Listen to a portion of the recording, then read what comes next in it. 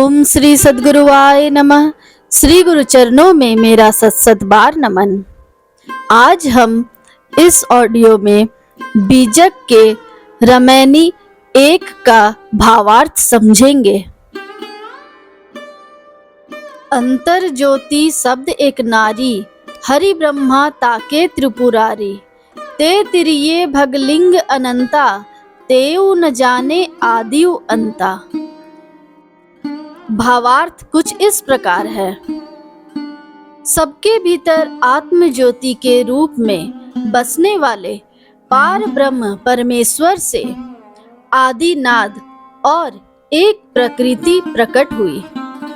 आदिनाद और प्रकृति के संयोग से सृष्टि के आधारभूत विष्णु, ब्रह्मा और शंकर सत्व गुण, रज्जु गुण, तम गुण उत्पन्न हुए। तत्पश्चात प्रकृति आदि सहित इन त्रिदेवों यानी त्रिगुणों से अनंत स्त्री पुरुष हुए, परंतु वे लोग भी अंतर ज्योति परमात्मा के आदि अंत को नहीं जान सके। वाखरी एक विधाते कीन्हा, 14 ठहर पाठ सोलीन्हा। हरिहर ब्रह्मा महंतो नाऊ, 3 पुनि 3 बसावल गाऊं।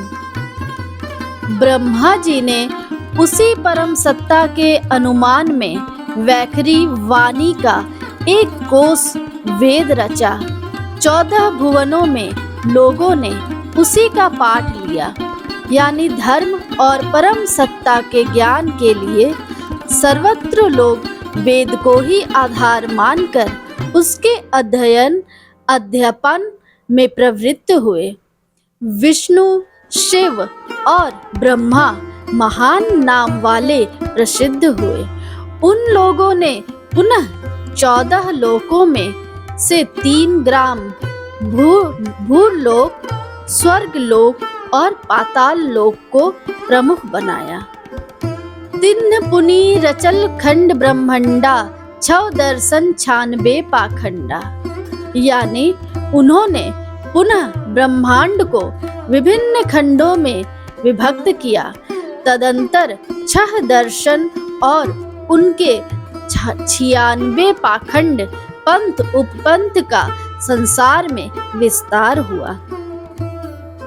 पेट ही काहू न वेद पढ़ाया, सुनति कराय तुरक नहीं आया।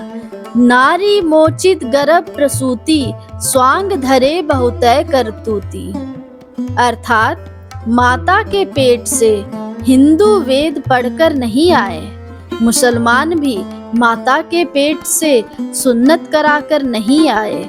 नारी अपने गर्भ को प्रसव काल में एक समान जन्म देती है, यानी जन्मजात बच्चा न हिंदू होता है, न मुसलमान, न अन्य कुछ, सभी एक समान मनुष्य होते हैं।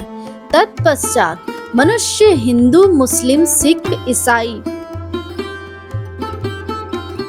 आदि के विभिन्न वेश, शिखा, पगड़ी, दाढ़ी, यज्ञोपवीत, सुन्नत आदि और अनेक कर्म यानी अरदास, पूजा, संध्या, तर्पण, बलि, हवन, नमाज, रोजा, कुर्बानी आदि को धारण करते हैं। तहिया हम तुम एक लोहू, एक प्राण व्यापै मोहू।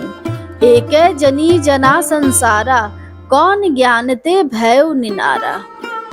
यानी माता के गर्भ में हिंदू, मुस्लिम, ईसाई, यहूदी, पारसी आदि सभी मानव एक ही तरह के रक्त से बनते हैं। एक से प्राण वायु सब में व्यापते हैं। सभी एक से मोह अज्ञान में पड़े रहते हैं।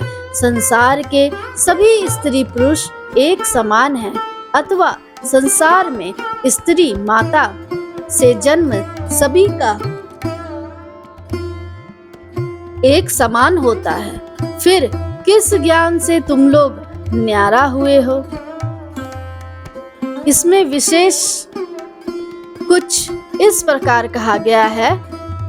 महाकरुणावतार सदगुरु कबीर साहब मानवों के पारस्परिक द्वेष वैमनस्य को देखकर दुखी होते हैं। वे मानव मात्र को इस सत्य का साक्षात्कार कराना चाहते हैं कि समस्त मानव एक है। भव बालक भग द्वारे आया, भग भोगी के पुरख कहाया। अविगति की गति काहू न जानी, एक जीव कित कहाँ बखानी। जो मुख होए जीव 10 लाखा, तो कोई आए महंतो भाखा।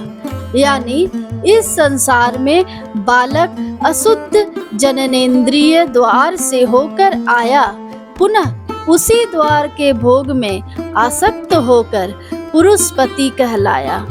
इसी भोगासक्ति के कारण परमात्मा के रहस्यों को किसी ने नहीं जाना। परमात्मा के अनंत रहस्यों को एक जीव से कहाँ तक बखान किया जाए। यदि मुख में 10 लाख जीव हो, तब कोई महान पुरुष आकर कुछ वर्णन कर सके। इस भावार्थ का अर्थ विशेष कुछ इस प्रकार है। भोगासक्ति ही भटकन एवं दुख का कारण है। भोगासक्ति के कारण लोग परमात्मा को किंचित भी नहीं जान सकते। साखी कहे कबीर पुकार के, ई लेवु व्यवहार। राम नाम जाने बिना, भव बूढ़ी मुआ संसार। सदगुरु कबीर साहब पुकार कर कहते हैं कि विभेदता, भोगासक्ति, मोह, अभिमान आदि भ्रष्ट व्यवहार है, जिनसे व्यक्ति राम भजन को जाने बिना संसार सागर में डूब मरता है। शुभम भवतु, मंगलम भवतु।